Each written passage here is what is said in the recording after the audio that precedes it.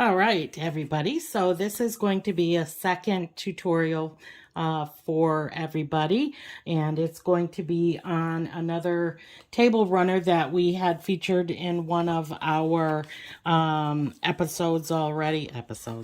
And so this is the Joyful Diamonds table runner. If you remember, at Christmas time, it was in Christmas fabrics. So we had a couple of requests to make this. This is from Maple Cottage Designs. Again, this is a pattern that I got from Etsy. At the end, there will be a link for you to click on if you're interested in purchasing this.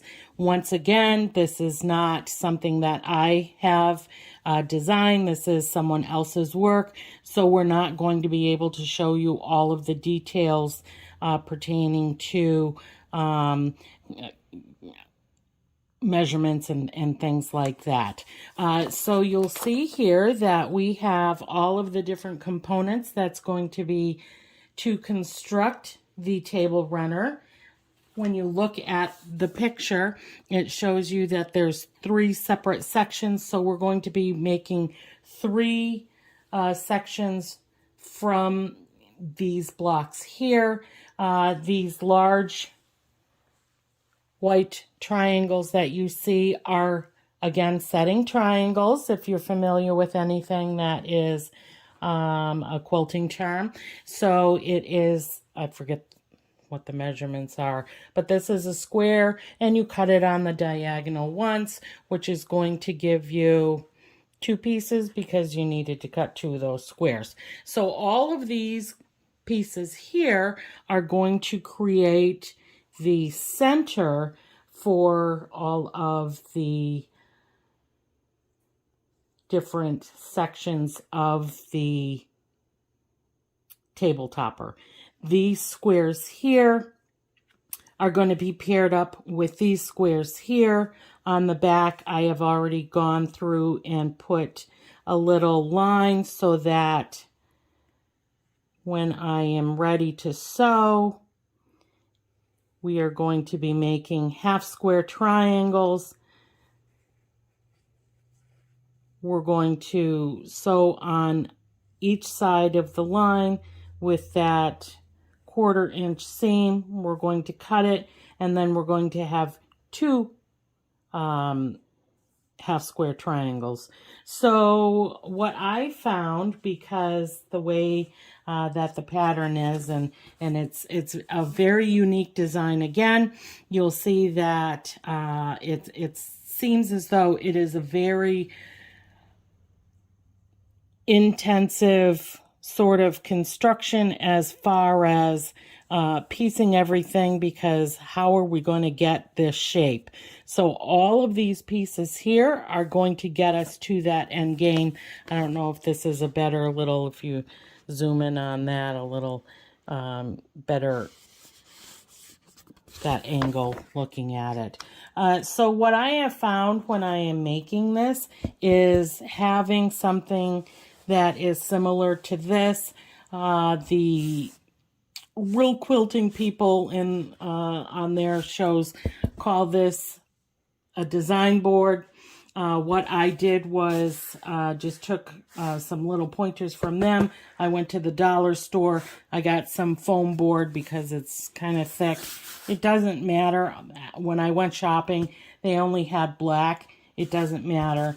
On the front side, I put a piece of leftover batting, and then to seal the edges, I used some leftover binding, and I glued it. You can see there's a little bit of glue here. So it's not a professional, $20 one that you will find on the websites, but it does its purpose because when you're sewing this pattern, you see that there's all sorts of different things that make one of the sections. And so in order to keep them all straight, I find it very helpful to have one of these. So what I've done is I've gone and I've started to do some piecing of it together. So when we made the half square triangles, we cut them apart because we sewed on each side of that drawn line, and that creates 2 half square triangles. So you see here that by doing, this is just a corner block, and so by making all those half square triangles and spinning them in different directions, you begin to see that there is a little bit of a design starting to emerge.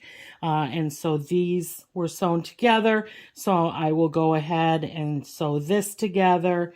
And then I went and I started, let me see if I can get this. This is where you really begin to see how the different sections of these sewn together now starts to make what you see on the pattern. Sorry, reached right in there. So as you see these things, this is actually this section right here. So not knowing the pattern, you would be like, wow, that is some like heavy duty constructing there. But as you can see, this piece here is actually this piece here.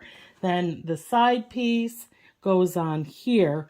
And then once those are all sewn together, what you get is the finished product. And this is the piece itself. So now we're going to make 3 of these, and then we'll be right back. All right, so we have the 3 squares, or the 3 blocks, all sewn, and now we have added the setting triangles.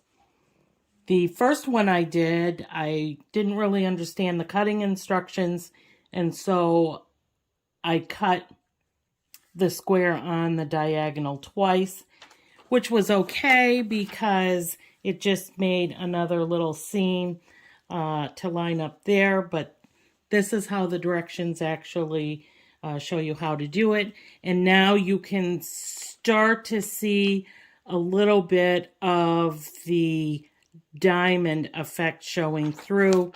And so when you're looking at it, you see that you have created with this section here as if this was covered up.